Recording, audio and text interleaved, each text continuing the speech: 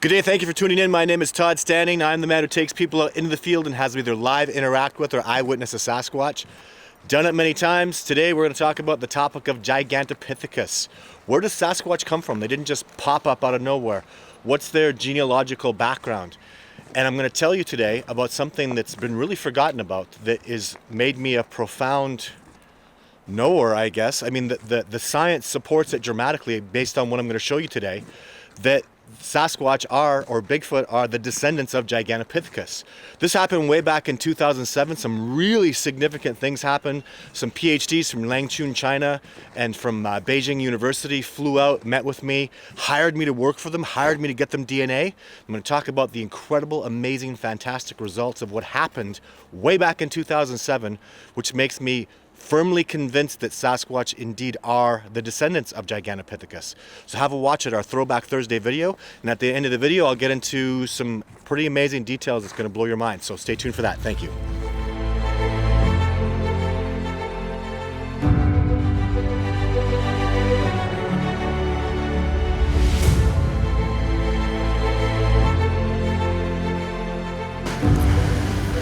For the past 10 years, I've been conducting expeditions, documenting chronicles, and interviewing people pertaining to the subject of Sasquatch. With over 20 years worth of hardcore backcountry expedition experience into the most remote regions, I've tracked and studied various North American species that have had little to no exposure to civilization.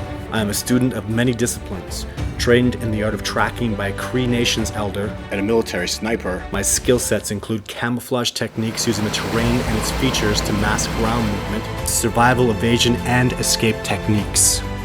I've been able to see for the first time some complete segments of Todd Standing's filming of Sasquatches, and I'm firmly convinced that he has filmed Sasquatches and that what he has portrayed in his documentary are indeed very close portraits, in fact, of the Sasquatch face.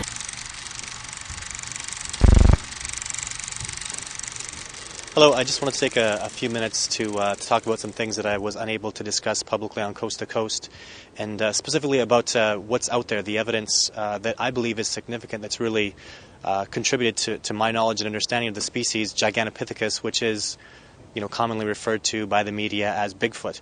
In Lucheng, China, this is available online, you can look this up.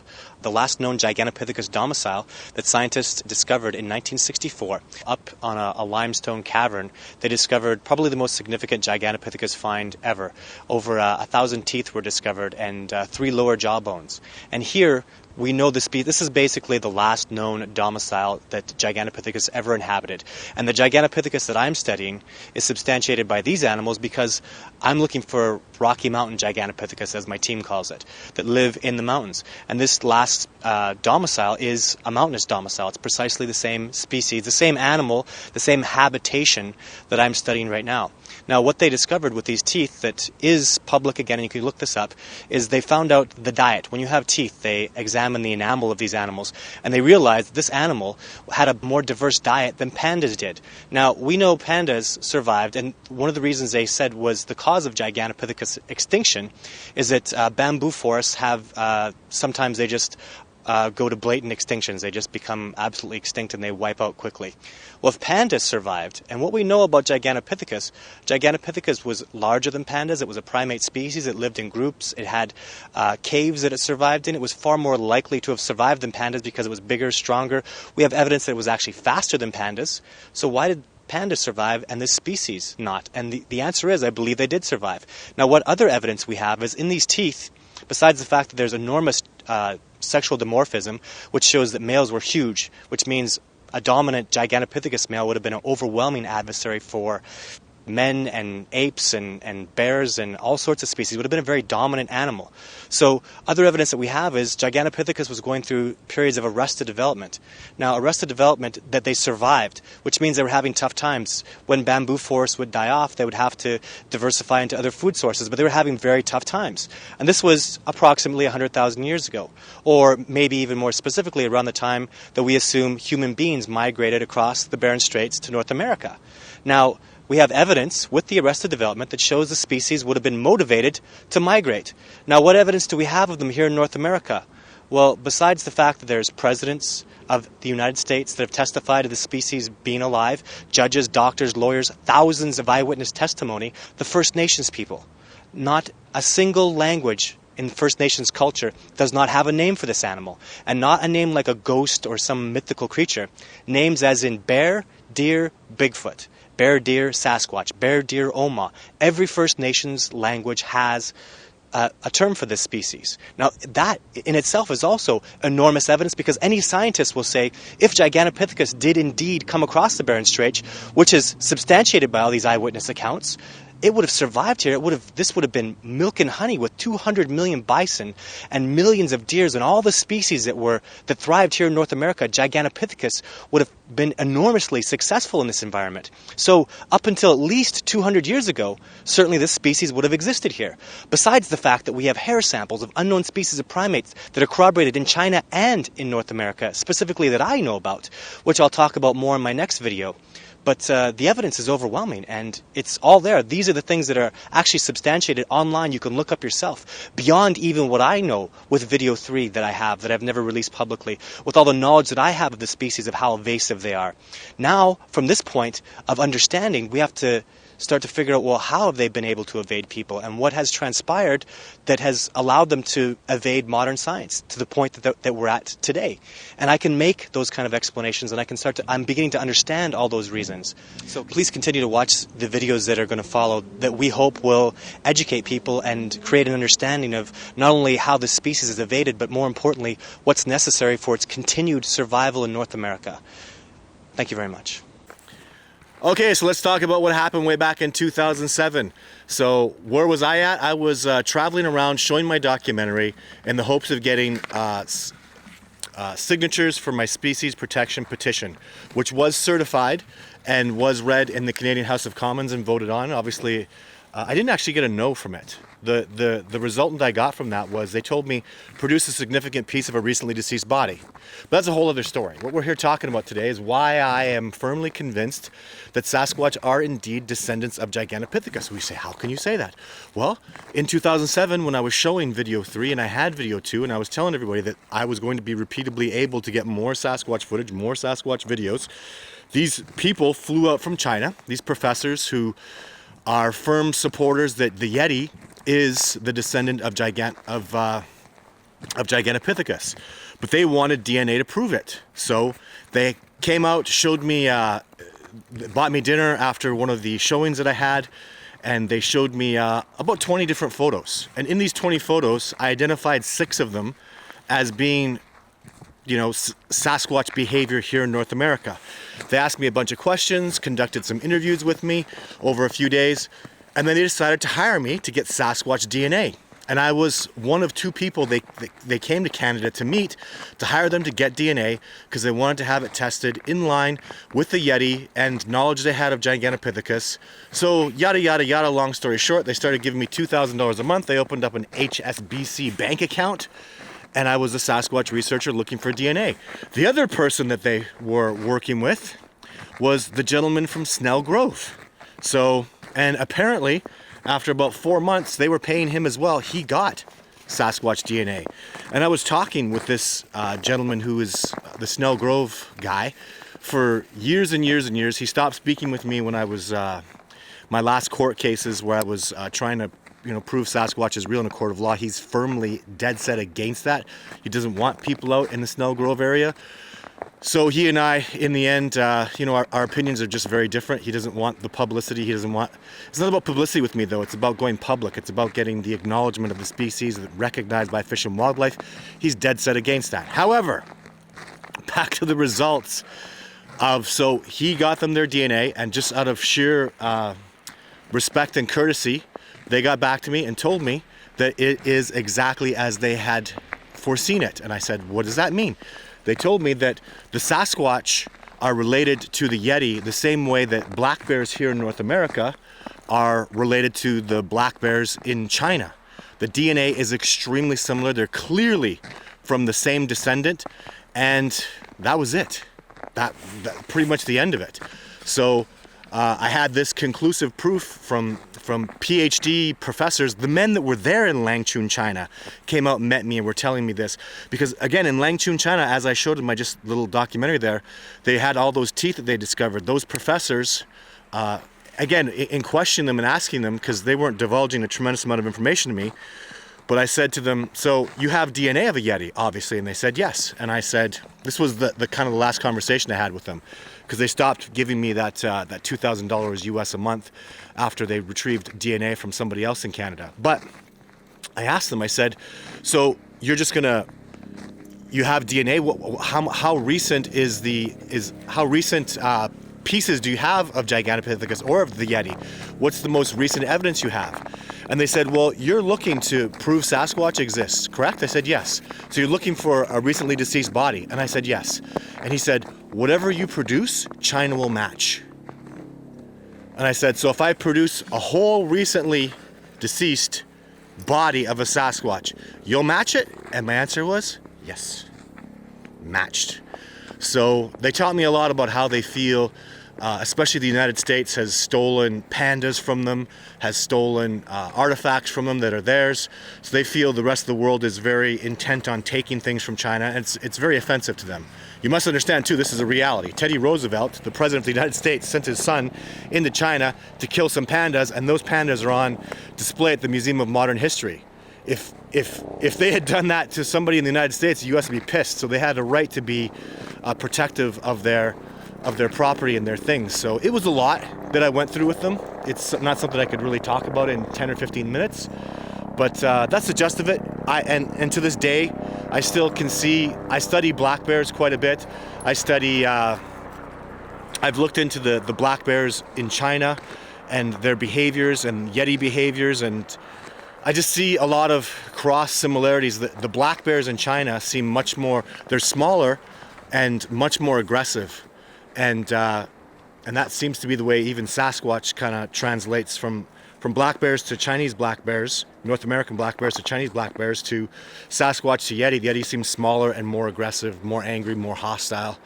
And that's coming from the indigenous Sherpas that I've had the pleasure of speaking to over the years. So lots of really cool stuff with that. But I'm a strong Giganto supporter. Doesn't mean it's an absolute truth. Doesn't mean that's the way it is, obviously. But that's my best guess at this point. And yeah, very, very convinced of it. The more we look at Gigantopithecus, the size and the shape of him, and all the things that we know, all the way back to Gigantopithecus blackie, it's a very strong, solid possibility that is the descendant, and that's what I support for the time being. So we'll see how things change, as in any discovery process they do. Don't get mad if you think it's a relic hominid. Like Jeff Meldrum has these wonderful ideas and these other potential descendant. And all we're doing right now, I'm trying to reverse engineer basically. I know Sasquatch are real. My footage is real. I really show people Sasquatch. They're really out there. So I'm just doing the best I can to reverse engineer the who, what, why, where, and when, based on my own experiences and what other people have come forward to help me with. So that's where we're at with that. Thank you very much for tuning in. There'll be a Saturday video. I'll do Wednesday live shows. We're just doing so great right now with all the work that we're putting in and how we're bringing everything together. A new documentary is going to be coming out in the next few months, so I'm very excited about that. There is new Sasquatch footage. It's going to take me a time to go through it. Thank you very much for tuning in. We'll see you soon. Keep your ear to the YouTube channel, because there'll be lots more coming. Thank you for your support.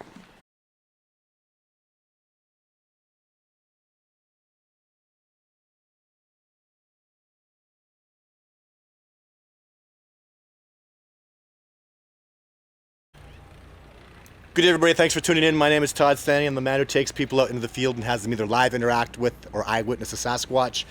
Today I'm going to talk about a video I just love, and I'm so grateful that I was able to capture it. It's my video 6. I'm going to show video 6, and I'm going to teach something to you that I've learned about what you can expect when you're dealing with a group of Sasquatch, a tribe of Sasquatch, a troop of Sasquatch, whatever you want to call them, because I know that's always controversial, whether they're a troop or a tribe or they're people or they're hominids or primates, whatever. Let's get over the terminology and talk about an incredible piece of information that I've learned through years of experience that you must understand. It's imperatively important to know this about this species.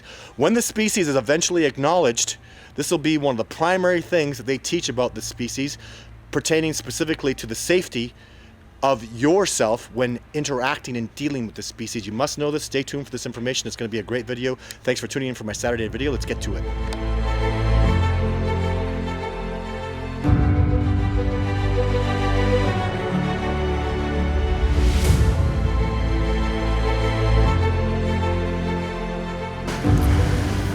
For the past 10 years, I've been conducting expeditions, documenting chronicles, and interviewing people pertaining to the subject of Sasquatch. With over 20 years worth of hardcore backcountry expedition experience into the most remote regions, I've tracked and studied various North American species that have had little to no exposure to civilization. I am a student of many disciplines, trained in the art of tracking by a Cree Nations elder and a military sniper. My skill sets include camouflage techniques using the terrain and its features to mask ground movement, survival, evasion, and escape techniques. I've been able to see for the first time some complete segments of Todd Standing's filming of Sasquatches, and I am firmly convinced that he has filmed Sasquatches and that what he has portrayed in his documentary are indeed very close portraits, in fact, of the Sasquatch face. Thanks again for tuning in. So I'm going to play for you video 6 right away, right after my little talk here. I'm going to play it right directly out of my movie. My movie's called Discovering Bigfoot. If you haven't seen it, please watch it. It's a wonderful piece of evidence for all of us that know this species exists. It's a wonderful piece of evidence for even those that believe there's potential for the Sasquatch to exist, because it's evidence and it needs to be discussed. We need to move this discovery process forward. I know Sasquatch exist. So anyways, setting this up real quick, you have to know that I'd spent days out in the wilderness. I was hypothermic, thoroughly hypothermic when I shot this piece of footage. It was one of those minus 20 and below stretches. It's minus 20 during the day. At night, it gets even colder than that.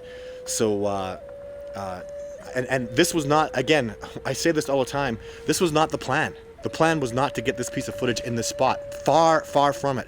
I'd actually spent all my time busting my ass, battling weather, I had a whole other plan that completely and utterly failed because it was a nighttime shot that I was trying to get of the Sasquatch. And I'm not going to go into the details of it. Again, it's almost a documentary of all the failure and all the everything that went wrong to get video 6 before I got this video that is in the wrong place, wrong time. Everything is just not right. But just long story short, what went wrong was I was carrying around a light that was it's an infrared light, and it's the light that I used to get this piece of footage. I actually have a battery pack and a big light, and I'm carrying around. You know, it's heavy stuff. The problem was that when the light turned on, it went zzz, and that sound in the dead of night, in the middle of nowhere, in the wilderness, is loud. And that sound gave me away, which is crazy. But when I actually got this piece of footage that I do call video 6, the sound didn't matter because the Sasquatch were there. I'd already seen, and I was also fortunate enough to have seen 3 of them. 3 of them came and found me. Even again, it's a story of how they went and found me, why they found me, everything that was going on. I'd harassed a couple of Sasquatch. What I did is I found a water source, and they were walking to and from the water source, and I knew this was a Sasquatch water source in the trackway, because trackways are, when ungulates make trackways, which are the only, there's no bears around, mountain lions are not walking in the same spot to a water source. Deer, elk, and moose will travel on a water source with a pathway sometimes, and hooves create a very specific pattern. You can't really, oftentimes you won't see the hooves so clearly because they'll walk over and over and over and they'll be all distorted and look strange. But when the Sasquatch do it, their feet look extremely different and make an extremely different pathway than moose or deer or elk, which again, it's moose, deer, elk, and Sasquatch that I've ever seen a consistent trackway in the wilderness for, in my experience. So, and again, the moose, deer, elk are very bumpy, and the Sasquatch are very smooth. And again, with the Sasquatch trackways, when they walk over it all the time and they press it down, you're not seeing Sasquatch tracks. So people can be walking along in the wilderness. Well, I mean, you'd have to be in a hell of a remote area, in my opinion. I don't do, the people that are having incredible success, and there are people out there having incredible success with Sasquatch in urban areas, in city areas, blows my mind. Please, people, continue to do that. You live in a house and there's Sasquatch coming out in your backyard, for God's sake, keep doing your research. That is amazing. I don't do that research. I go crazy backcountry and you know, it's really, really hard, brutal suffering. I study Sasquatch that live in their natural environments. So, you know, but anyways, so when you're out in the backcountry and you see this kind of trackway, you know, really be aware of what you're looking at. Really try to study tracks. Really try to be logical and reasonable about everything you're doing. But anyways, so again, getting back to the whole, so I knew there were at least 3 individuals around, and that is so tremendously significant because I was moving. You must understand. So in this video that I'm going to play right now, right in the next few seconds, it's tremendously significant that you really see what's going on there. Really have a look. Pay attention. I'll play the video for you, and we'll have a little discussion about the whole point of everything I'm trying to get to here. Ultimately, is, you know, when you're around Sasquatch, because people that are, I have all these amazing people that I'm working with and I've become colleagues with, and even I'm mentoring a little bit, people that are maybe mentoring me and I'm learning from, that really ask this question about the dangers of Sasquatch. And so watch this video, understand these guys, they could have killed me 50 times. They could have killed me at any second, any time. Obviously, I walked away by the graces of their patience, by the graces of them allowing me to walk away. Really vividly understand that. They everything they did, they went out of their way to not harm me. I'm immensely grateful for that. And so watch the video, enjoy, and then we'll have a little chat and get to my point at the end of it. So enjoy the video. Now this is where it all started. I was sleeping here, and they were up what is about 10 yards above me. So I was sleeping in this spot, approximately, somewhere around here. And when I woke up, I looked up, and there were 3 of them standing above me. So from this position, I reached for my camera, and as soon as I did that, one kicked snow at me, the other 2 took off, and up there is the main trail. So one went this way. So when I went back up there, I saw his tracks, and I knew that this direction was back to that gorge. So this is where I started to follow, and the track started over here, and I just followed them all the way in.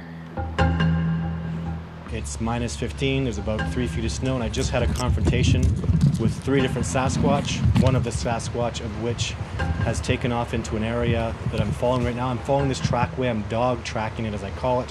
I'm about 15 yards away from it. You never follow the track of a wild animal, especially when it's this fresh. So the whole backstory about what's transpired, this is 4 days worth of work coming to a culmination right here and now. A whole bunch of things are about to happen. First of all, we're walking up on a Sasquatch. There's a trackway again that you can see I'm zooming in on. I've got a night light or an infrared light. That's the only reason my camera can see anything right now. It's pitch black, and I'm about to walk up on a Sasquatch that you can see right now in the middle of the screen. But more importantly, you're going to hear another Sasquatch make itself well known to me off to the right now.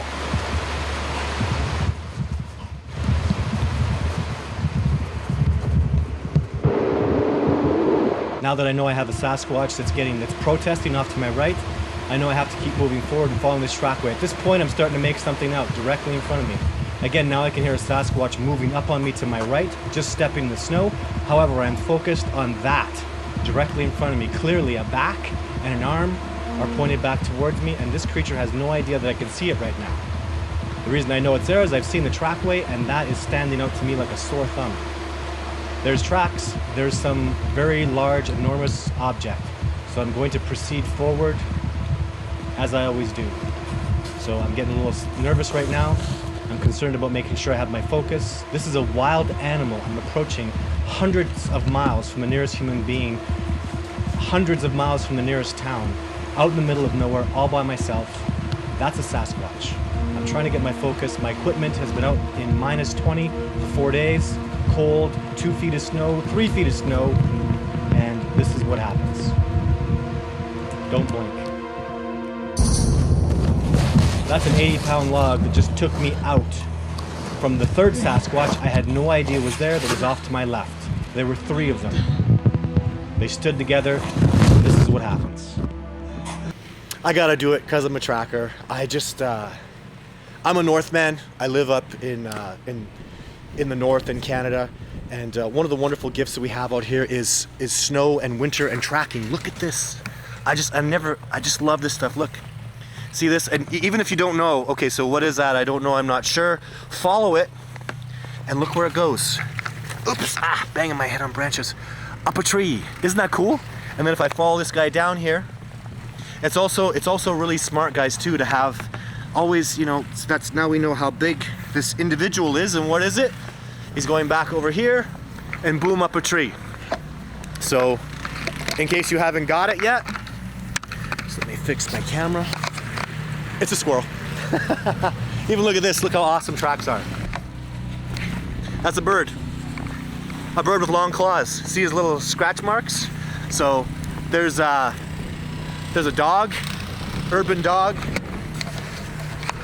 If you're fortunate enough to live in the north, like I do, just in Canada, and I live in a big city, it's not, don't think I'm some living, you know, making, people think I make igloos and stuff. It's not like that.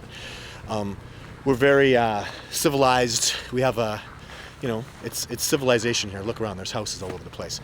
But the point is, the wonderful tracks. I'm so addicted to these tracks. I see stuff and I'm just so, there's squirrels all over the place here.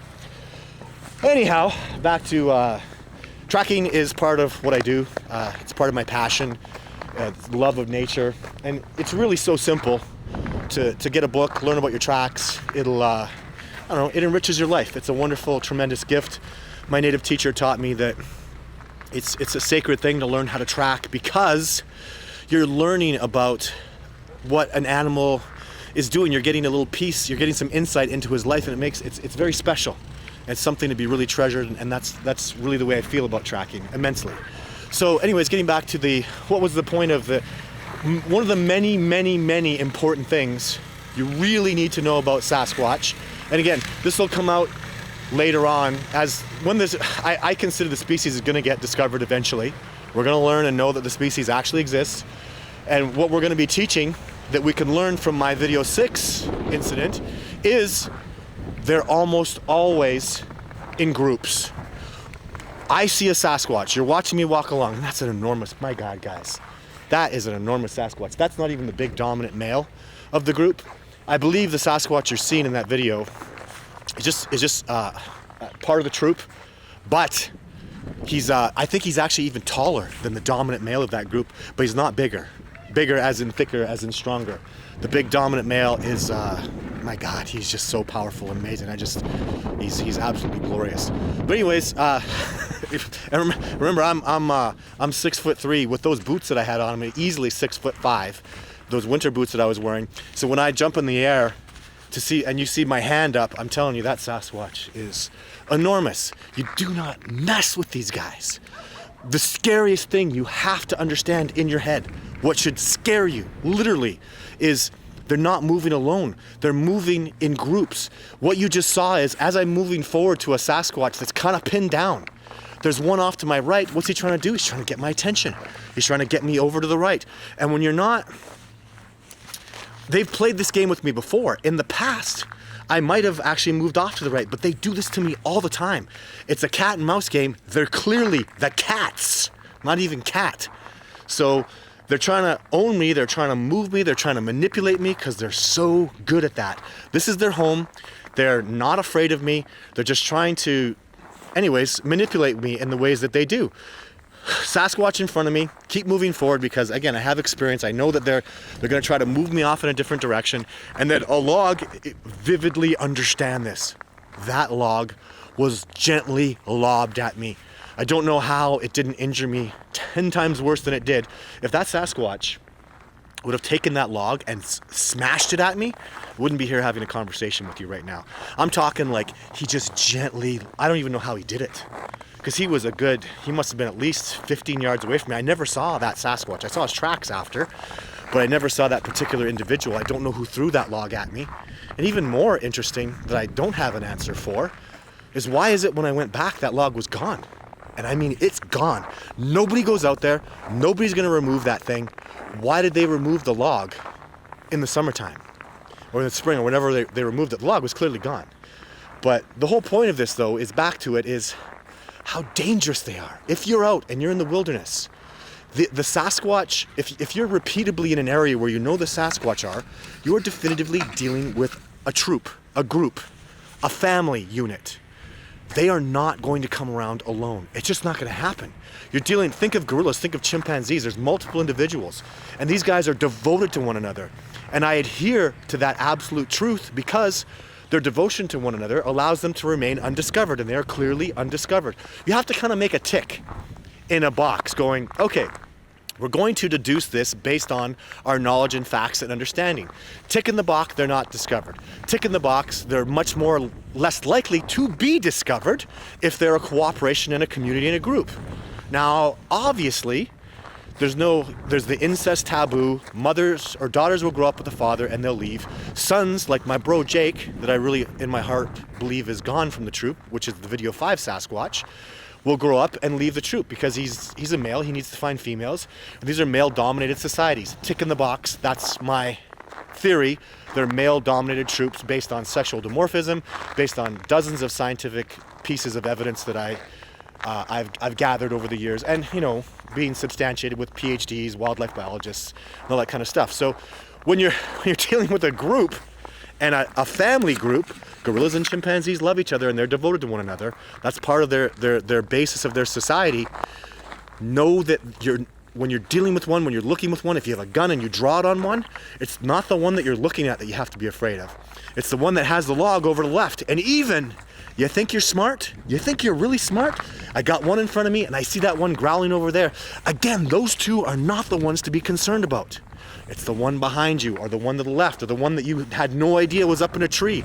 That happens to me every single time because it is not reasonable to think you can go out and find a single male or a single female alone and start studying that individual. Finding a Sasquatch troop is similar to a needle in a haystack. Finding an individual male that's roaming around, he shouldn't even be in one spot. By definition, a rogue male, like a lone wolf, is going to be moving from spot to spot. He's going to get bumped out of territory. So being able to make this discovery happen and to follow that one particular individual is not a realistic possibility. In fact, it's preposterous to think that. A lone male is going to be looking, and even, is it really a lone male? Because we've discovered too, when gorillas run off, they'll bond and they'll have male groups. I see it with horses. Horses that are getting kicked out of what do you call a horse group? A herd. Horses that kicked out of herds now are finding they're making groups of individuals that are, booted out of herds. So you get these like misfit groups. So even you might be thinking you're dealing with one male and there's maybe three, or maybe there's one male and one female. And again, a devoted society is even microcosms. They're little groups of devoted individuals that love each other, that care about each other. They're highly intelligent, very passionate. I see it, and that's not science. That's what my heart tells me. That's what my experience tells me. That's what evidence that I've seen tells me. And I know this is not good science. John Butternagel will be like, Todd, well, that's not. But you know what? Jane Goodall and Diane Fossey love and are devoted to gorillas and chimpanzees. And Jane Goodall is a magical, wondrous, amazing, beautiful, brilliant human being. And most of the success that she's garnered is because of her love and her passion. And the things that she knows in her heart are true about chimpanzees, the same way Diane Fossey was murdered for the gorillas that she loved and adored. So We might not be writing it in books, but it's something that we researchers know in our hearts to be true. So when you are around a Sasquatch and you see a particular individual, first of all, be grateful that he's showing himself to you. And if you're so arrogant and you think that a Sasquatch who lives and breathes and dies and everything it does is in the wilderness, and you see one and think that that's just a random occurrence, that you just got lucky and you're in the right time in the right place, it's extremely unlikely that's happened. He's shown himself to you. If he's got his back turned to you, he's done that on purpose. I just can't see, being a wilderness expert myself, and my abilities are a fraction. That's even being arrogant, saying it's a fraction of 1/20th of their abilities. You're not gonna catch me in the bush, guys. I'm sorry. You're not gonna sneak up on me. I'm gonna hear your truck coming. I'm gonna know the damn trail you're going down. It's my home, I live there. You're not sneaking up on me. You certainly are extremely unlikely to sneak up on a Sasquatch. So the first thing you gotta know is, he's letting you see him.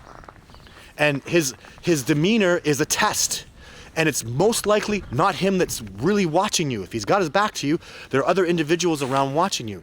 So really be aware of that if you have an altercation, or not an altercation, but if you bump into a Sasquatch, if you see one, it's extremely unlikely that's a lone individual. And, be aware that, there's going to be consequences to your actions. So behave appropriately, be submissive, be respectful, and yet don't be weak.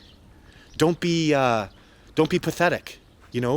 Be strong. Show that you are courageous. Show that you have good intestinal fortitude, that you do have integrity. Don't be twitchy. Don't be They don't like that.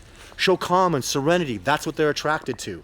So again, the point of all this, though, is right back to that is, these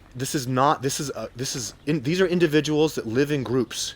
So expect that it's extremely likely that there are multiple individuals around, and the ones that you need to be concerned with are the ones that you cannot see. The ones that, I'm telling you guys, I don't understand how, this is the craziest thing about Sasquatch. The craziest thing. I have no idea how they're able to throw rocks with accuracy at the distances they can chuck them. It's deadly freaking accurate. Deadly. Like hundreds of yards. I've seen them, honestly, at least 150 yards. That's me being as conservative as possible. Probably more like 200 yards. Throwing a rock accurately. While I'm moving, they're throwing a rock that just misses me by 2 feet. 12 inches? 24 inches?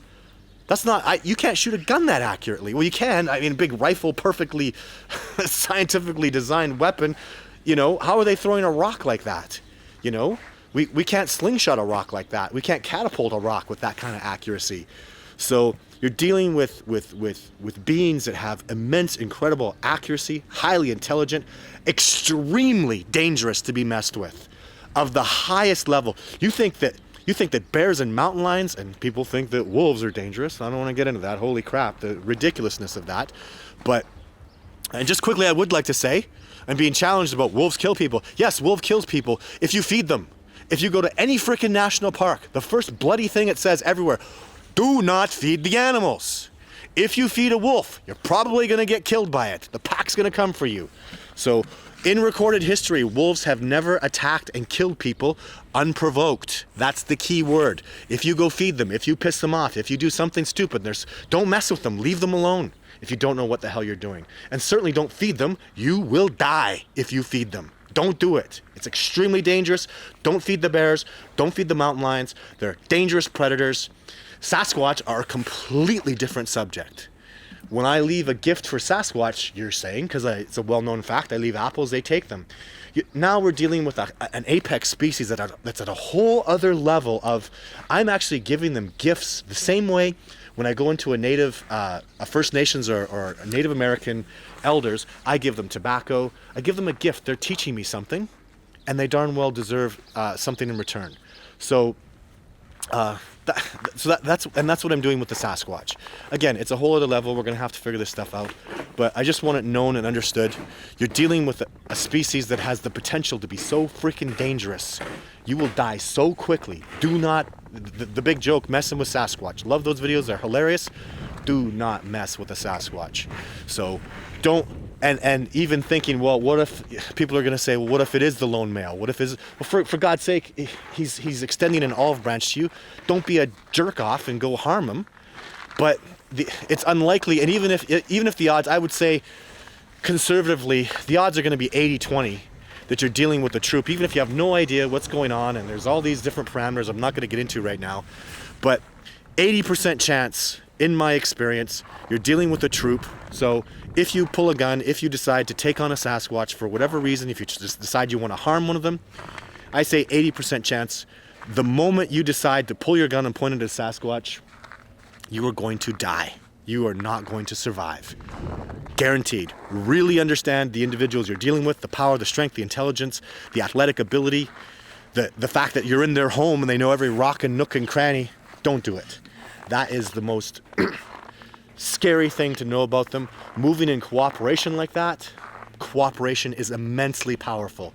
And they have the ability to know and move in a coordinated fashion that is just to a wilderness expert, to a man that cooperates with U.S. Army Rangers and snipers and all these men of the highest caliber of excellence I've had the immense fortune of being mentored and taught by. For all of us, I would like to say, for God's sake, don't try to take on this species. Wow, you'd be in so much trouble. And that's what we can learn from video 6. 3 individuals around, clearly triangulating themselves in a brilliant fashion, owning me at every opportunity, in every single way. Every time I'm around Sasquatch, without exception, I feel highly dominated and completely at their mercy. I do carry a gun. I holster the gun, I put the gun away as soon as I know there's a Sasquatch around. The other thing that I would like to say, just as a little PS postscript, is know that you are safe to holster your gun around a Sasquatch. Your gun's not going to do any good. If you have multiple individuals, again, conservatively, I say it's 80% chance that's the case. You are not going to pull a gun and survive. So don't do it. Holster your gun, and I also believe you're safe. Because if the Sasquatch are around you, whatever they're going to do, they're going to do. You're at their mercy. I'm not going to lie.